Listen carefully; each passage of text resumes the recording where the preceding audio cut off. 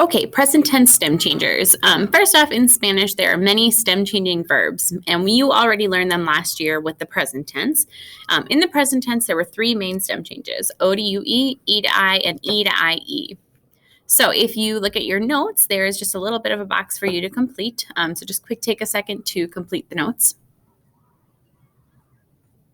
Okay, and when you're done, then you should restart this video.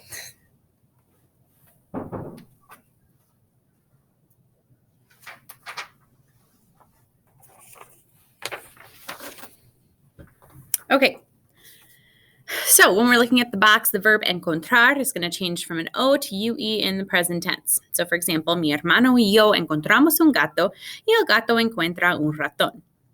The next one, repetir, is going to change from an E to I in the present tense. La profesora repite, siéntense. Nosotros repetimos, no. Then we have the verb querer. That's going to be a change from an E to an IE in the present tense. So for example, mi madre quiere ensalada, pero nosotros queremos pizza. You might remember that stem changing verbs in the present tense only change in some forms. Remember, they do not change in the nosotros form. So think shoe or think boot. So when you're looking at your note sheet, you're going to see this image again. If you look at the boot, the only things that are excluded are the nosotros and the vosotros forms. So anything in the boot is going to get that stem change.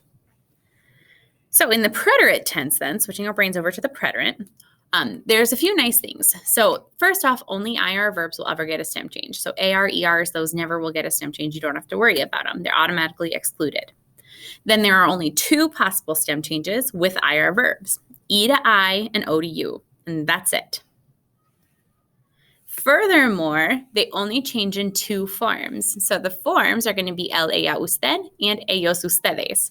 So if we're looking at a T-chart, you can see that on the bottom, sorry, this is kind of hovering over it, but on the bottom, that the yellow, that highlighted portion, right, where we see durmió, durmieron, those are the ones that we're actually going to get the stem change in. And we're going to go ahead and call these sandal verbs. Okay, and the preterite tense stem change, because only the things in the sandal will get the change. And that's actually all there is to the stem changing preterite tense.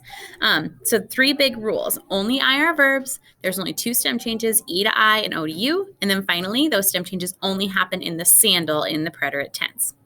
The bad thing about preterite tense stem changers and stem changers in general is that at the end of the day, you just have to memorize what verbs get them and what verbs don't. So that can kind of be a bummer when you're memorizing, but that really is all there is to it. So let me know if you have questions. Otherwise, on the back or on the second page of your stem changer notes, you need to complete that back page and upload the completed notes to the Dropbox on Classroom.